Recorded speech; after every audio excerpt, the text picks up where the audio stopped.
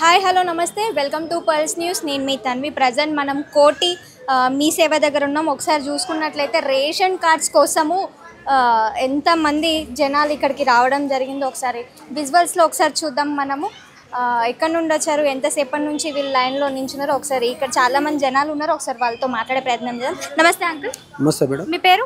Krishna madam. ఎక్కడి నుండి వచ్చారు? ఇక్కడ కోటి విషయమే బజార్ మేడం. ఎంతమంది ఉన్నారు family members? 4 members madam. 4 members.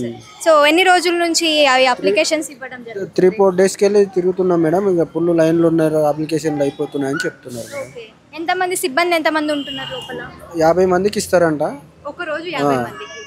ఇంకా తర్వాత మళ్ళీ 3 రోజుల నుంచి మీకు ఫామ్ దొరకలేదు, ఏం దొరకలేదా? ఫామ్ ఇవాళ దొరికింది మేడం. నిన్న మొన్న అది ఏమంటున్నారు మన లోపల? ఇప్పుడు ఇంకా ఏం చెప్పలేదు మేడం. లైన్లో ఉన్నామని, లైన్లో రమ్మంటున్నారు, అందుకోసం లైన్లో నిలబడాలి. ఎట్లుంది ఇట్లా పనులు మానుకొని ఇట్లా లైన్లో తప్పదు మేడం. రేషన్ కార్డు గురించి కావాలంటే కంపల్సరీ లైన్ పని మానుకొని ఉండవలసిందే మేడం.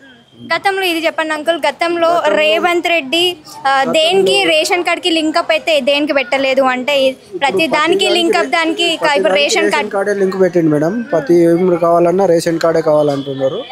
దాని గురించి లైన్లో కంపల్సరీ నిలవాల్సింది. అప్లికేషన్ కి ఫామ్ కి ఎంత తీసుకుంటున్నారు? అప్లికేషన్ అంటే 10 రూపీస్ 5 రూపీస్ తీసుకుంటున్నారు.